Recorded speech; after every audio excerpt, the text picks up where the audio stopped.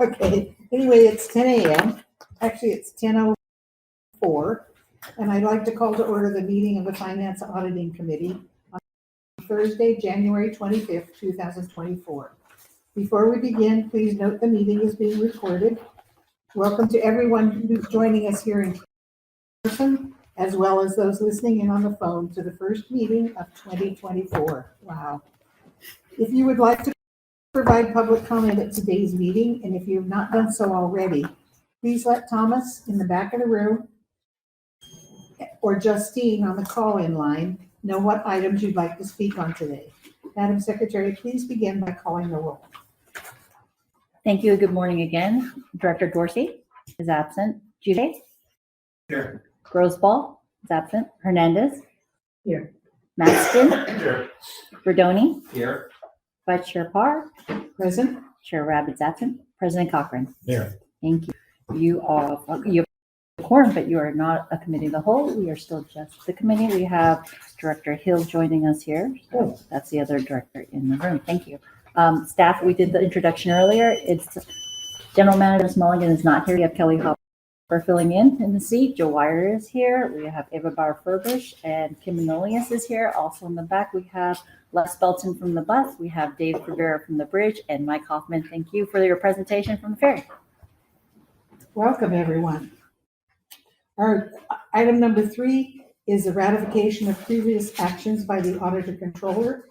It includes the acceptance of the GFM report. So why don't we start with that? Welcome, Monique. Would you like to introduce yourself? Is this your first meeting? No, I've had the pleasure of speaking before this committee a number of times. Oh, Not many. I'm sorry. Perhaps 2 or 3. All right, I'm sorry. Go ahead, Monique. Good morning, Monique from GFM Asset Management. I am the head of the California practice and have the pleasure of serving as your liaison with the district staff. I'm going to talk about a few key things today in the report, and I'm going to start on page 10 of your packet. We want to start with the changes in the interest rate environment. In December, the Federal Open Market Committee released their dot plot. And that dot plot is essentially a survey of the voting members of the FOMC and where they expect interest rates to be in the end of the year for the next few years. Now in December, what they telegraphed to the market is that they expected to cut the Fed funds overnight rate 3 times this year. That was a shift from their prior communications to the market that they would perhaps cut 2 times in 2024. And what that did is it signaled to the market that the Fed was officially at the end of their rate hiking cycle. Now, what's really notable about this is that despite the fact that the Fed said essentially we expect to cut 3 times, the market overshot that expectation and priced in 6 rate cuts in 2024. So what was happening? If you take a look at the chart on the bottom of this page, you can see that interest rates across the board fell significantly during the month. The 2-year Treasury fell another 50 basis points, ending the year 443, and the 5-year Treasury note fell 46 basis points, ending the year at 4%. Why is this important? Well, essentially, it signals that the market has turned the corner. We can expect interest earnings to start trending lower eventually. The good news for the district is that interest rates still on an absolute basis are the highest they've been in years. So we're still well above 10-year averages and even 4-year averages in some instances. So we continue to purchase investments for the district, most notably this past month focusing on Treasury bonds. The other thing I want to focus on in this report is on page 13 of your packet, because I want to talk a little bit about consumer sentiment. Consumer sentiment is very important in that the consumer is a new driver of economic activity. Consumer spending represents about 70% of GDP, which is how we measure growth of the economy. And the consumer has really held up despite higher interest rates, tighter lending standards, a job market that has recently become more tough, especially as we know in the Bay Area with all the tech layoffs. We're seeing that job openings are the lowest levels they've been in more than 2 years. And notably on the bottom of this chart, the quit rate, how many employees are quitting, has fallen. And so consumers are digging in a little bit more on employment. But despite that stressed job market, we're seeing consumers continuing to spend at a healthy pace. Consumer sentiment, you may have heard recently, came out, and it's the highest it's been since 2021. Driving that sentiment is lower gas prices across the board, the stock market, which has performed exceptionally well, and also the expectation from consumers that the inflation picture has resolved itself, even though inflation is still relatively high. So what does this all mean? It means that we may have threaded the needle of that soft landing. And it starts cutting rates, opening up business investment opportunities, access to cheaper credit, perhaps cheaper lending with regard to mortgages. We may see the economy rebound or stay stable through this period. Now, where we sit moving forward to the portfolio, I'll go to page 9 of the packet. Just talk about where the district's portfolio assets are. We've held on really well throughout this period of higher rates. Portfolio income has risen. We've been able to reinvest in higher yielding securities. We'll continue to look to maintain a maturity structure that's in line with your spending expectations because we do believe there's still value in the market. But our goal is to lock in higher earnings before rates climb, and credit, asset-backed securities in the portfolio, corporate notes in the portfolio are all in good standing because again the consumer is held up really well and continues to spend, and we expect credit conditions and borrowing costs to come down, which also supports the consumer in the future. So as we go forward here, we'll look to lock in interest earnings, continue to maintain a maturity posture in line with your spending expectations, and we manage that along with staff. And we'll continue to monitor for opportunities to add value where we can. So I'll let that conclude my formal comments, and if there are any questions, I'm happy to address them. Director Maskin. On page 13, does quits include layoffs? Quits does not include layoffs.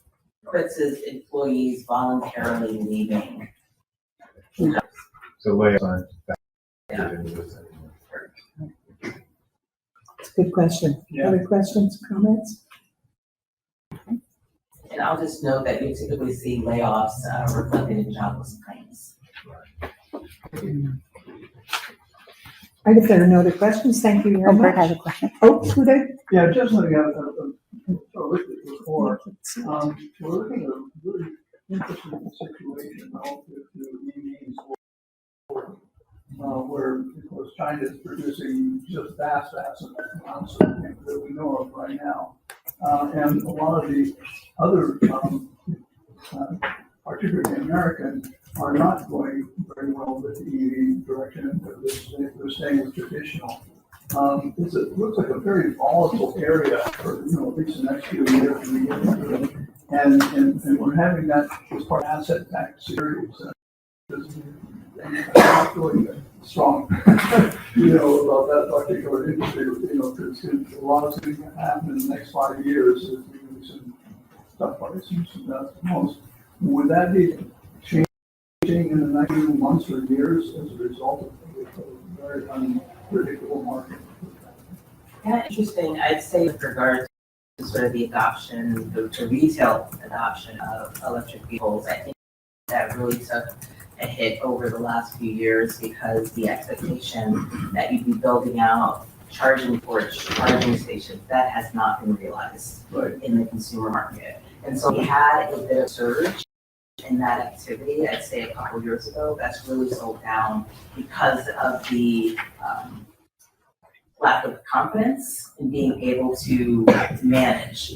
Then you get sort of anecdotally stories about electric vehicles failing in, cold conditions, the climate change that we've seen around the world. So I think it's going to take some time for the consumer to regain confidence in that market. The fact that gas prices have been coming down lower. Remember, higher gas prices were also driving consumers to adoption of electric. So I think you're right. I think the industry is going to take a couple of years to either get back on track with regard to charging station development and production, for consumers to regain confidence in the market. Thank you. Any other questions? Thank you so much. We appreciate that. We need to take a vote and have a discussion on the ratification of the actions by the auditor controller. They're on, I believe, page 6. We'll take a look at those. A quick look. Any questions? All right, with that, I need any public comments. I don't see any in the room. I don't see any in the room. Justine, do you have any speakers on this item? We have no speakers on this item.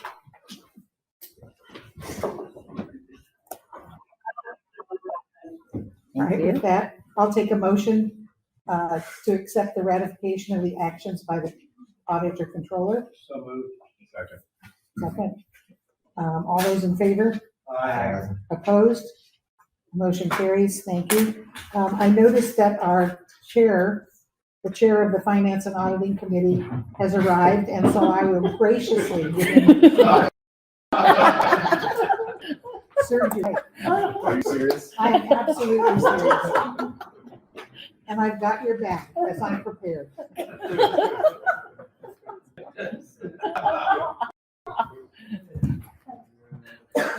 One does not just sneak into meetings. You make it so fast. Oh, no, I'm good.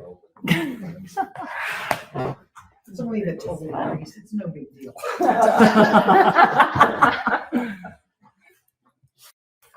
Okay, so it's a second while we reshuffle some seats. Thank you. Mouse. Is in the. Oh, that's over here.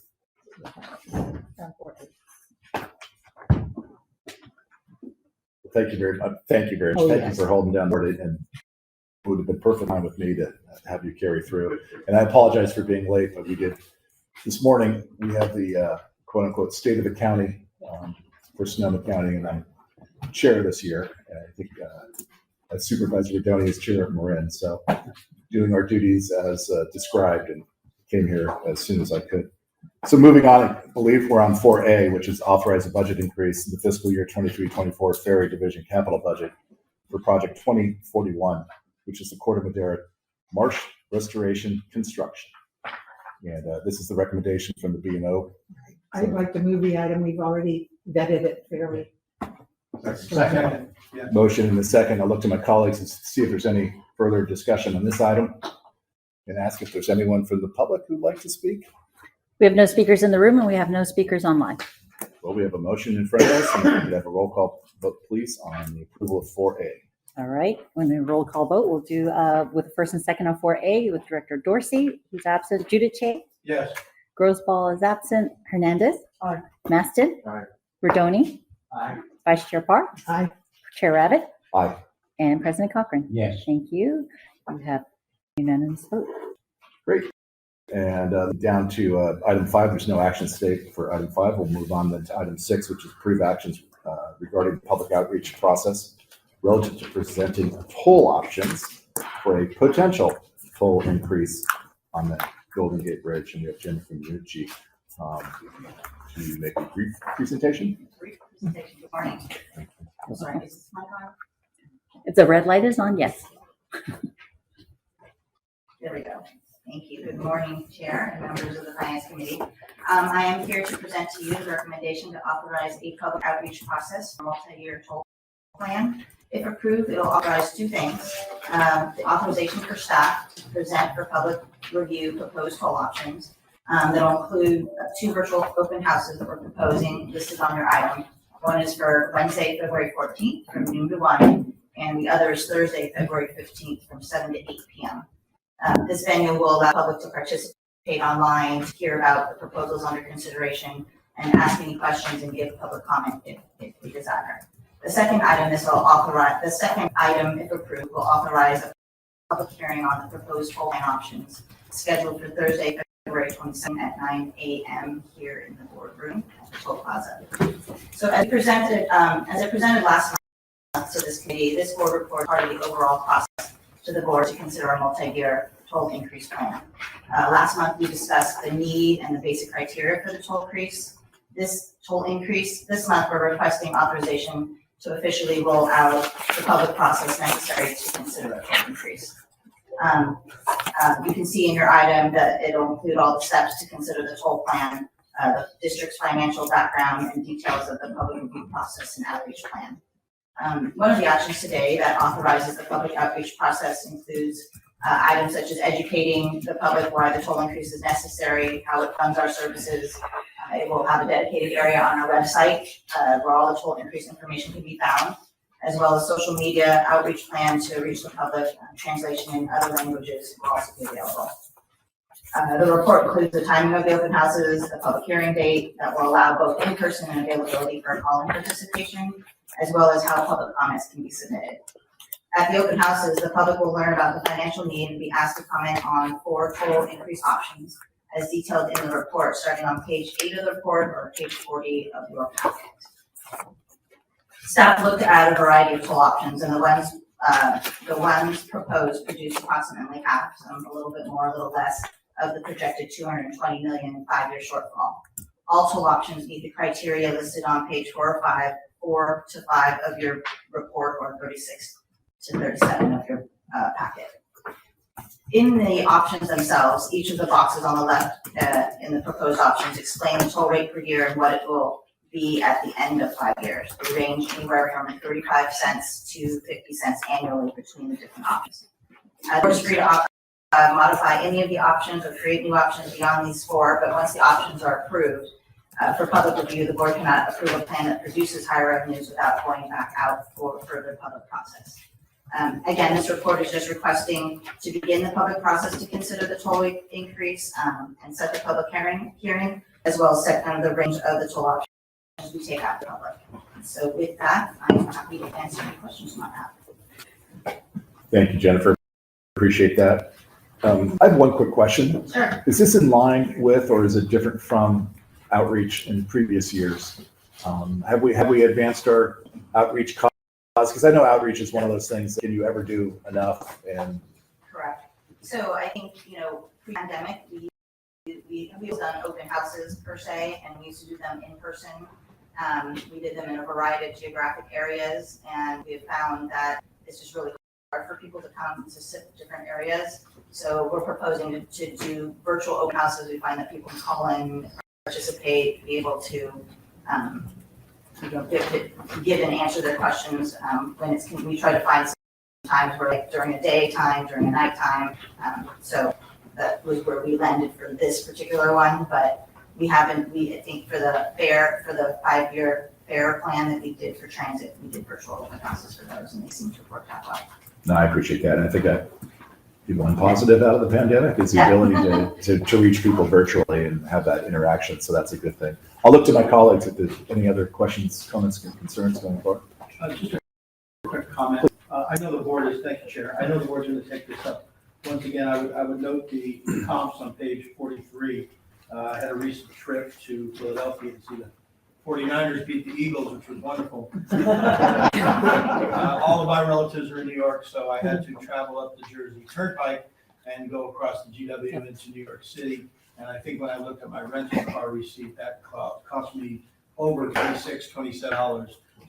So when you factor all that, and then I take a look at the 101 corridor, obviously there are no tolls on the 101. As a businessman, there's 2 parts to any equation to righting the ship. One is, cutting the expenses, and the other is growing the revenue.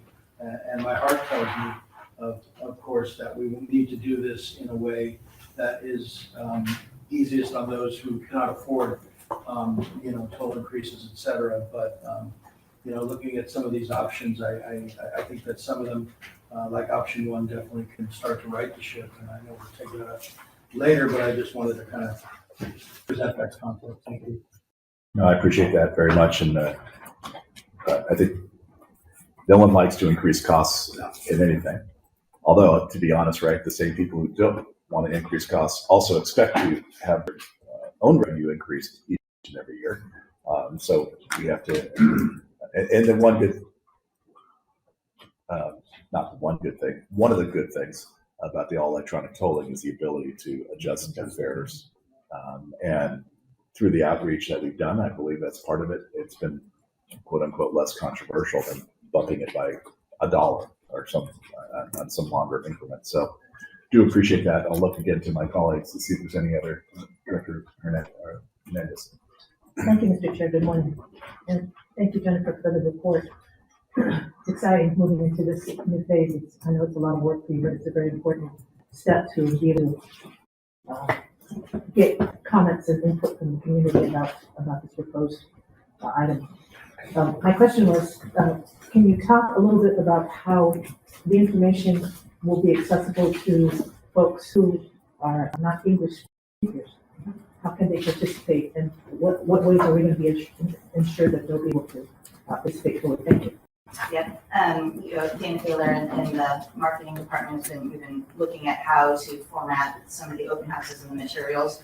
But we know that especially in the San Rafael area, there's a large Spanish-speaking population. So we are going to have all the presentations translated in Spanish, and we will be looking for outreach outlets to make sure that they understand that this proposal is coming forward, and see if we can get some participation. The virtual open houses will have a Spanish translator for sure, and that seems to be the most demand on the second languages. But we also know I believe Vietnamese and Chinese and missing what languages as part of our EAP program. But we definitely make sure it's multilingual in the print, and I believe on the website as well. She's going to try and make sure that the translations are there. Thank you very much. Sure. Thank you, Mr. Chair. Great. Director Parks. Yes, thank you.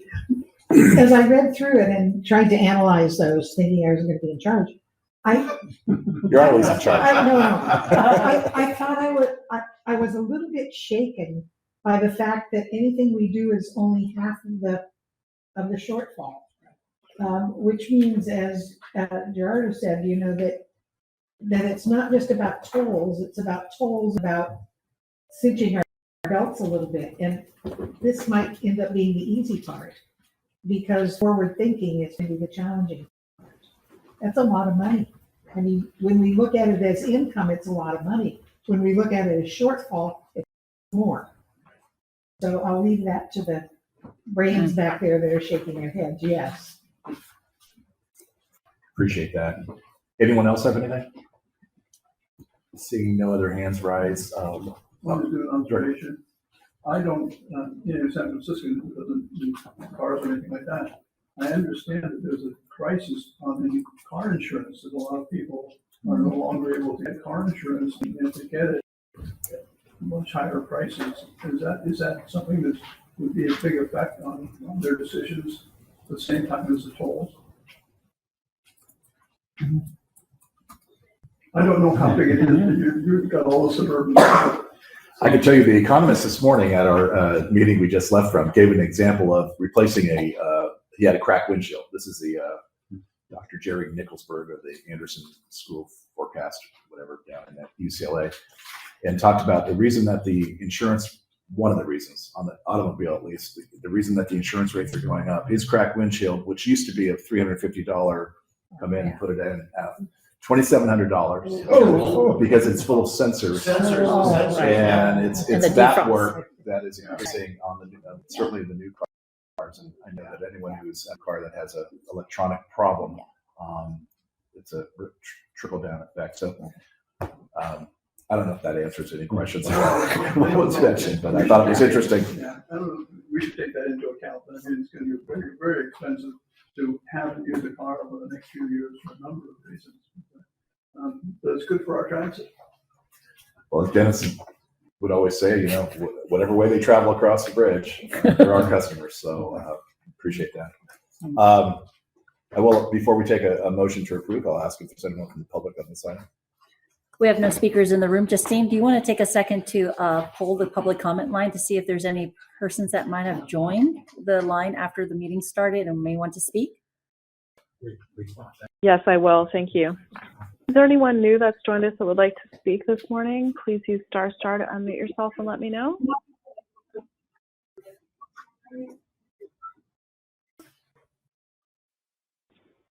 Again, if there's anyone that would like to speak on this item, please use ** to unmute yourself and let me know.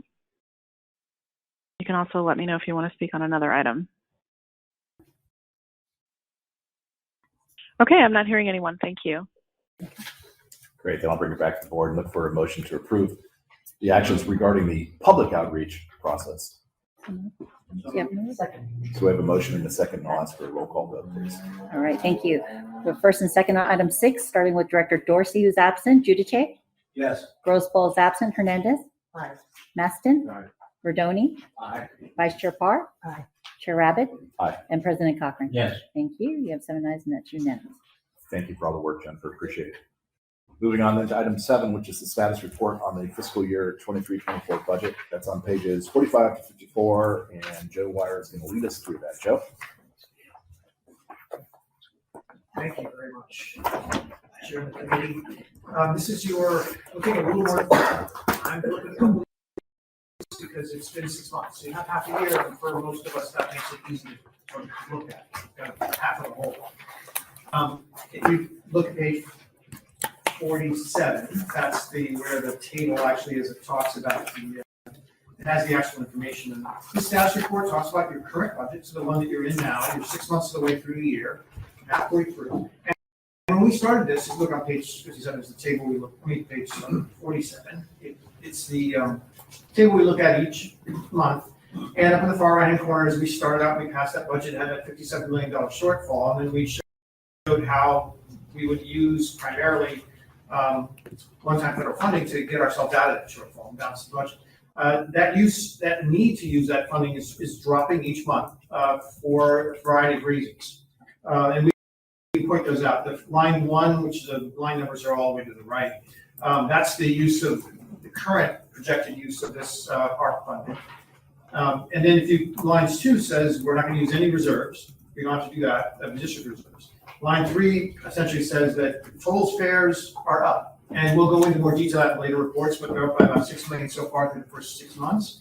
And then line 4 essentially says other operating revenues are up too, and that's really what Monique was talking about from PFM. The dropping rates raises your bond values, and that we mark to market here according to the accounting rules. So that all of a sudden we have more revenue because our bond prices are rising. Now that isn't actually necessarily more revenue, but it really makes up for the fact that you were losing revenue in previous years when the rates were climbing.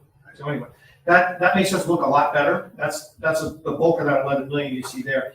And then lastly, something that if Dennis were sitting or Kelly is sitting, he'd be pointing out that your expenses are lower because we are making sure that we're providing the service our customers need, but not more than that. And that's why those expenses are lower by 16 million. So essentially, we're in a good place. The year is going well. We'll talk more about that in the remaining financial reports, and we can point that out clearer. The following is just the charts that have the more precise data on the various months. If there's any questions on this report, I'm happy to answer. Thank you, Joe. I do have one question on just on the, and I should know this, but I don't think I do. The ARP funding. Is the criteria set out any quote unquote use by date? There may be a use by date on it, but it's in the distant future. Okay, it's not. And it is not something that we will encounter because we will be using all this money in the next 6 months. Okay. So, so I don't actually, I personally have not looked at it, but they always do have at some point a use by date. Yeah, but it's so far, Absolutely. Yeah, that makes sense. And Okay. the intention, as we remember from when this happened was, again, on those reports when each of that huge drop in employment occurred in the beginning of 2020 at the beginning of the pandemic. And so the idea was, let's just let this money out there, make sure that we don't have any more drop in employment. So you're supposed to spend it rapidly.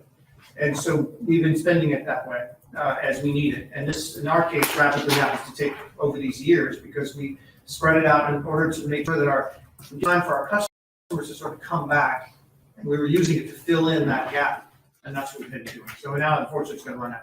Well, based upon some of the other organizations I'm involved with, our rapid is different than others' rapid. That money's long gone in some places, and I'm glad that we've had a cushion. And rightfully so, since the district's entire financial setup was affected by the drop in the essential people's were instructed to work from home, so they did, and we provide commute service primarily. We don't really have a lot of local service to offset that. So we were hit much harder, and therefore we did receive more revenues than some other organizations do. Yeah. Look at my colleagues. Any questions? And I'm sorry, Joe, were you done with the review? Yes? Okay. Anyone have any further questions, Joe, on that? I just want to say on the thank you to everyone, the fiscal discipline expressed and shown, because the reality is we did approve a budget that would be totally out of whack if we spent every dollar allocated, and so it doesn't go unappreciated that staff is showing that discipline going forward. So I thank you for that. Absolutely. All of these folks behind me can back me up, but in our staff meeting on Wednesday morning, Jeff said exactly the same thing. And he thanked all of them and us for keeping wraps on it, and you folks too for keeping wraps on it, because yes, if we were spending all this money, we would be in a world of hurt, much worse than this. As Director Judy pointed out, that the total revenue we were trying to raise would come nowhere near the need. We were spending more than really nowhere near the needs. That's that. If you looked in your total report, there were two projections that we talked about, and we're shooting for the lower one, which is keeping this level of spending going. If we had gone back to the old level of spending, it would be the shortfall we know.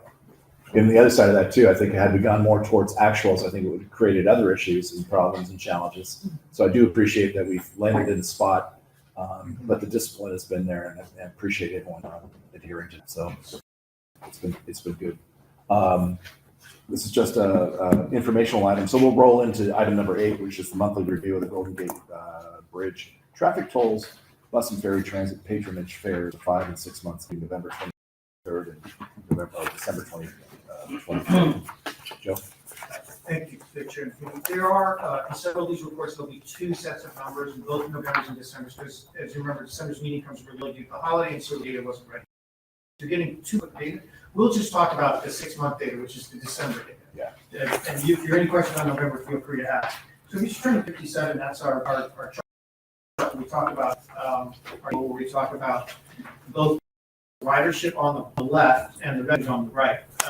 We're going to look at the ridership side because it's been 6 months, and I think there's important ridership and traffic. Of course, there's important issues. On the very top left corner is the box that says bridge.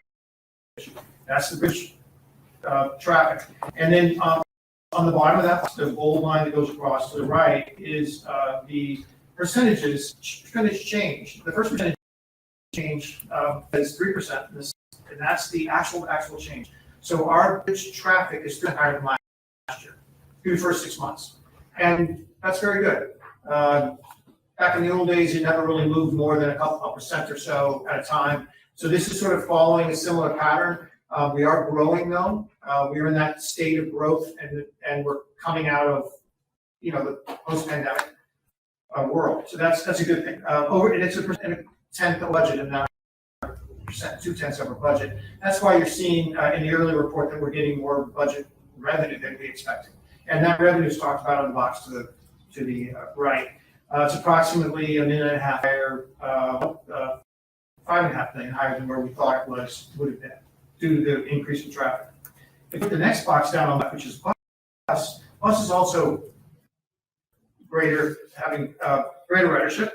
From actual, it's almost 9%, 8.9% up. That's very good through 6 months. And then over budget, it's by a little over 6%.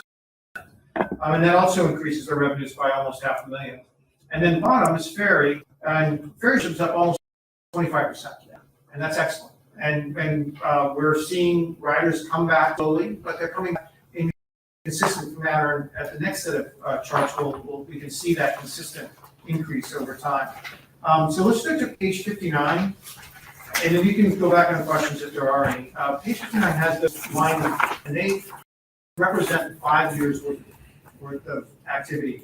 If you're looking at black and white, it's a little harder. I admit color is a little better if you're looking at it on the screen. The top box is the bridge traffic, and the top line, of course, was post-pandemic. The bottom line was when the pandemic hit. The three in the middle, those are the 3 years that we've been in since the pandemic. And the top line of that, which is purple in color, is this year. And you can see they're all very close. That's why you see like a percent or 2 or 3 increase each year. And so far, so good. And we don't know how long that will go, but that's all. When you talk to us about the future, that's all we're going to say. Well, maybe sure, hopefully we'll be another percent better. We're not expecting it all the way back to where it was last year. Bus, if you go down to the bottom of that page 9, the same applies. The top line, of course, was pre-pandemic, bottom line is post. And you can see each year since pandemic, each of those years, it has steadily, the traffic steadily grown. That's the chart, the graph on the bottom of page 59. We are slightly above last year, and that's what you see about that 9% increase. And then lastly, on page 60, in the middle of the page, is very ridership. And there you can see there's more space between the lines, and that space represents growth and ridership. Ferry was the most dramatic during the pandemic, where it saw essentially 1% of its passengers showing up every day. And then since then, we've seen growth. Now we're up to more than half, or about half the passengers showing up each day. And you see large increases between the second and third, the first and second year of the pandemic, and then again to the third, and now we finished the fourth, another increase per quarter. So that's all very good. Any questions on right or Director Master. Yeah, maybe my calculator is broken, I don't know. But on page 57, on the traffic numbers, about 1.3 or 1.5 million a month. You take those numbers and you go back a couple of items to page, 43, where we're looking at increases, options 1, 2, and 3. You take those numbers and multiply them by those optional increases. It doesn't reach anywhere near those 139 million, 114 million numbers over 5 years. And those second numbers seem quite high. Taking ridership or crossings multiplied by the intention. So the 139 million was in the total items, which yeah. That would take into account 5-year compound. So you get, so let's say it goes up by a quarter in the first year. You get that quarter the first year, and then you get it again the next year, you get it again the next year, you get that quarter 5 years. The next time you just get the next jump, you get the quarter 4 years, and then you get 3 and each of them. So yeah, we if you would like to Jennifer, I'm sure she can show you all this charts. Yes, we spend a great deal of time to make sure they do actually have. Okay. It's important to us.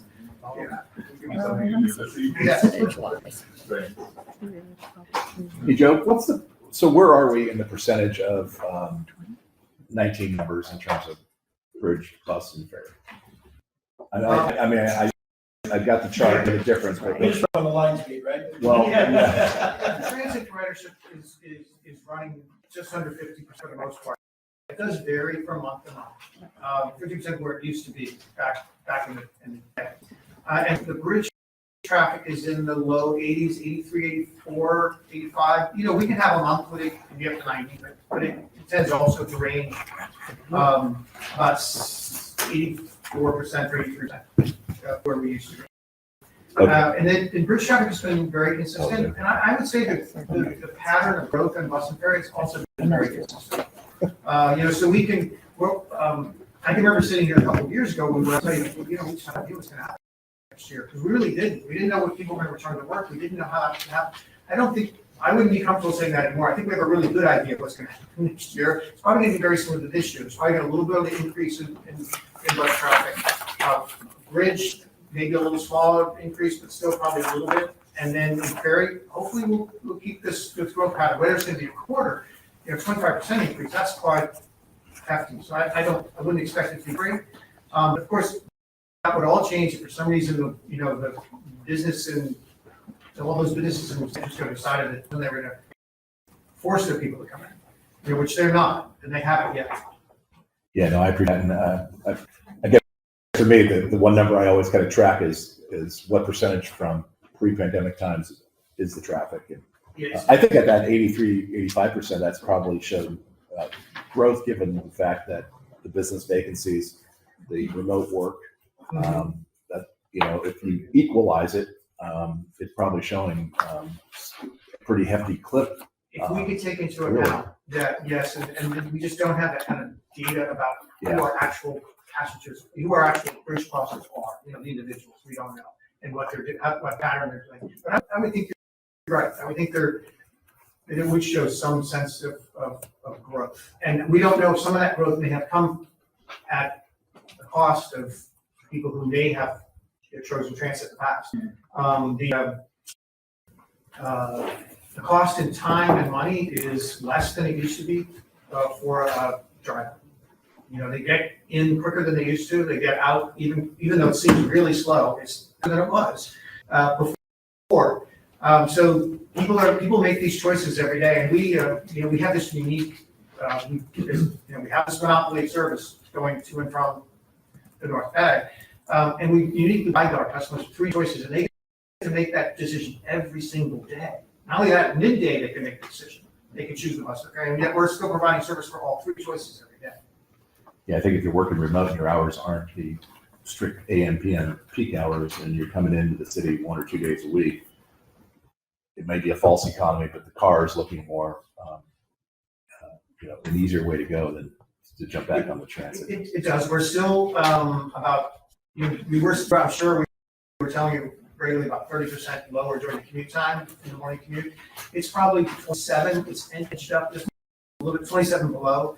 But as you said, our business across the board is in 27% below. So clearly some of those people have moved out of the commute and into elsewhere, or other people for other reasons are coming at completely different times than we used to have. Yes.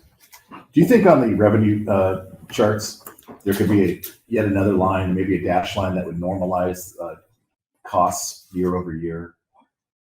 Because right now we've got 1, 2, 3, 5 years. So accounting for CPI. So we're not just looking at absolute to absolute adjusted dollars. On the revenue side. Only on the revenue. Yeah, we tried one of those in the budget.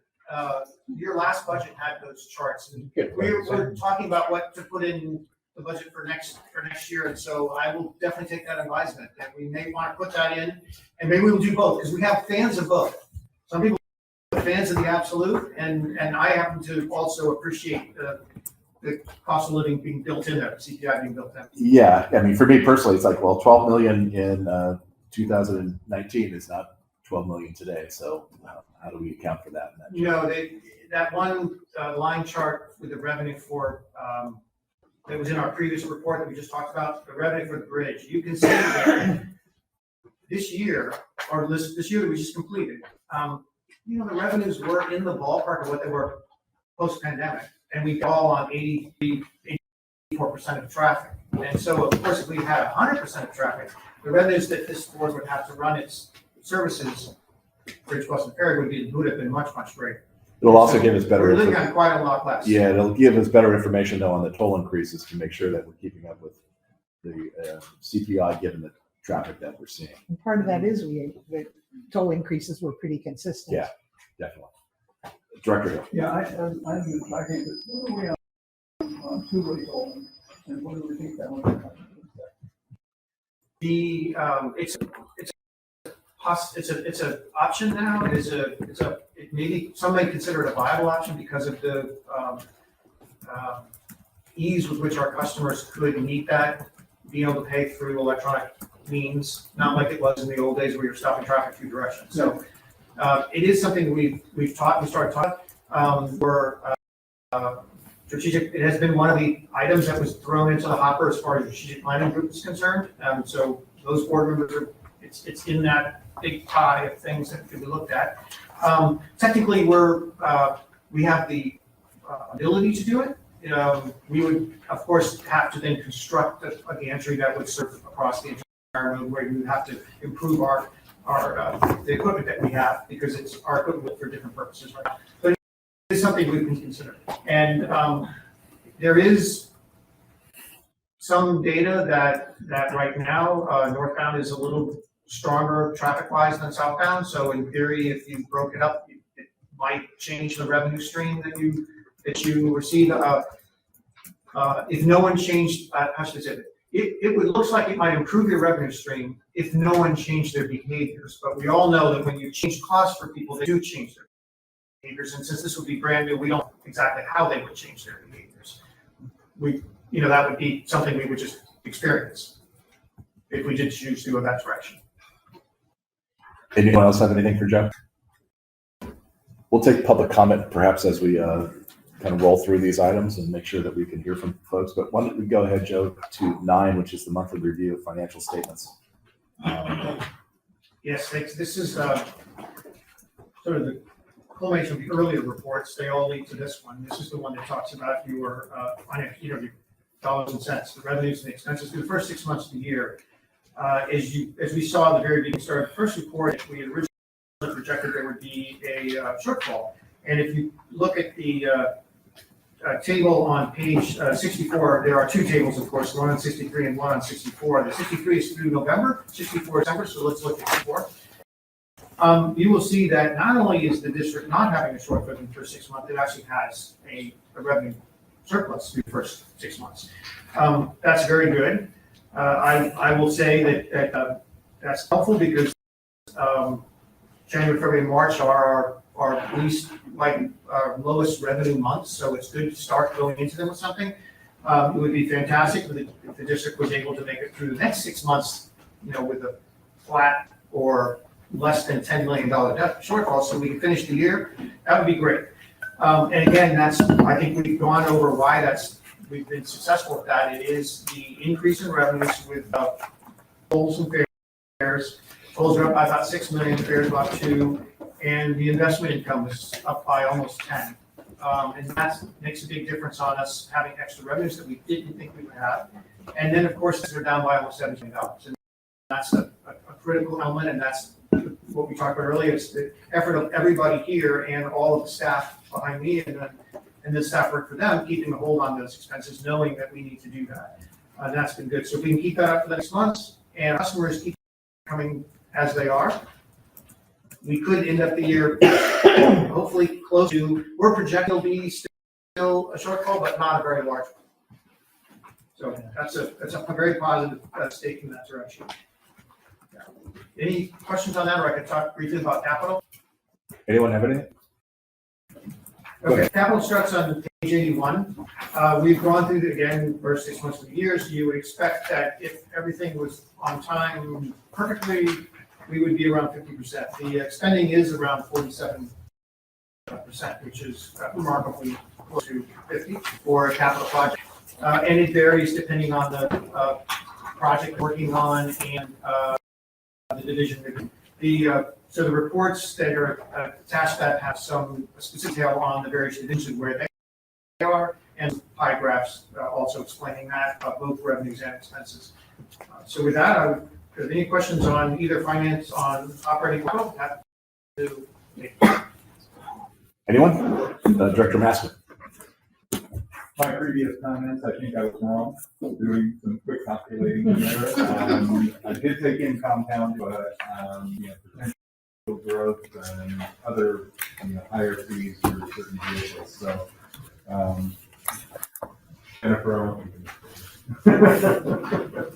So thank you, and I apologize. Sure. No worries. Any other questions? I am not seeing any hands raised, Joe. Thank you so much. I have no speakers on the line, and we have no speakers in the room. I just checked in with Justine. Oh, that's perfect. Thank you very much. We'll move on then to item 10, which is we have Kelly Vitale to review of the district's 23-24 first quarterly report on judgments of settled claims. And that's on page 91. Hi Kelly, thanks for being here. So this is an information item for you. These are the settlements from October through December. They include 7 workers' comp and 7 liability type claims. I don't know if you have any questions about any of them. Most of them you've seen in the first so thanks. Anyone have any questions on anything? Appreciate all the work and moving these things through and putting them behind us, as it were, and fulfilling our obligations. So thank you. You're welcome. Thank you. With that, and we'll check in on public comment in a minute, perhaps. Mm-hmm. We'll move to 11, which is status report of the fiscal year 23-24 budget. Back to Joe. Yes. This is the review of the changes and adjustments to transfer the budget on the revenue authority, and there's the details in the following pages. There are no changes in the operating budget, and the changes overall, except for a few very small ones. I mean, the capital budget were actually the result of actions this board took, so they're ones you're already familiar with. If there are any questions, I'm happy to go over them. Any questions, Joe, on that item? Not seeing any hands raised. Why don't we move on to 12 as well? Yes, this is the report on the procurement awards, amendments, and change orders that take place in the G authority. Second quarter was a busy quarter, just like the first. It's in detail in those tables below. And again, if there are any questions on those, I'm happy to take them. Looking to my colleagues, anyone have anything for Joe? Not seeing any hands raised. Anyone? Okay.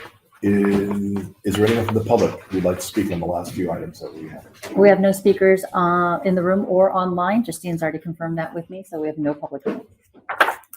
All right, well, that brings us to the item 14, which is a motion to adjourn. And just before we do, say thank you to Joe and the entire staff, and Kelly, and thanks for all the good work. And appreciate it. Can we get a motion to adjourn this meeting? We have a motion in a second, not seeing any opposition. We will Thank you, David. see you next time. All right. 10:54. We will start rules at 11 o'clock.